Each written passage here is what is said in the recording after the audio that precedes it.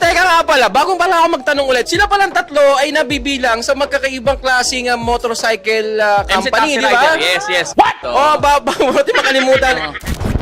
Mama, classmates, saan ka ngayon Sa angkas po. Angkas, malakas. Sa limor, ikaw? Ako sa Move It lang ako. 99.9 safe. Oo! Si Johnny! Sa Sarabula doyo. Siyempre, ako sa Joyride Kasundo. Auto cancel.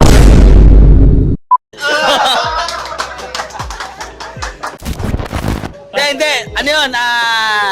Pwede kang mamili. Yun sa auto cancel pala. Ano yan? Kung hindi mo kaya takbuhin, alam mo naman na hindi ka pamilyar sa lugar, yun yung kagandahan kay Joyride. Pwede mo siyang hindi kunin. Ignore. Kumbaga, hindi naman totally na cancel mo lang. Hindi, Wala hindi. kinita. Ibig sabihin lang, kung may alam ka na yung lugar na pumasok sa'yo, di ba? Parang tama. hindi mo gamay or Malayo sa'yo. Malayo Ayaw mo sa'yo. talaga ng ano. bago ako mag-MC, talaga ako. Courier, ganun din halos nasa kalsada lang. Tsaka bago ako naman mag-courier, dati ako artista. Okay. Di ba napapanood nyo na ako batibot pa lang?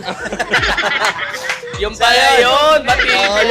Siya pala yun. So yun, bago ako mag-MC, courier ako. Ngayon, courier naman talaga ako ng isang Some blue ups.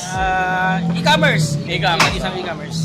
Tapos, ang kagandahan lang kasi sa trabaho ko ngayon, yung oras mo, hawak mo. Oo. So, kaya nakakabiyahe ako ng MC taxi after ng trabaho. Kung kaya ko pa, hindi pa ako pagod, pwede pa akong bumiyahe. Yun naman ang kinagandahan ng pagiging Yun, kaya MC taxi. ang ano naman doon, ang pinaka nagustuhan ko naman dun sa mga decision ko na yon. Kasi talagang plano ko mag-vlog. Nung hindi ako nag-MC taxi, pag nagba-vlog ako, nagko-content ako, maghahanap pa ako ng kagaya nila motodeck. Lumalayo pa ako, pupunta pa ako ng Batangas o kaya ng Kaibigan. Lugar kasi yun talaga pagka motovlog ka eh.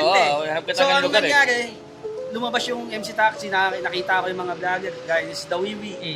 So sabi ko, bakit maganda yung ano nila kasi Ano yung maganda?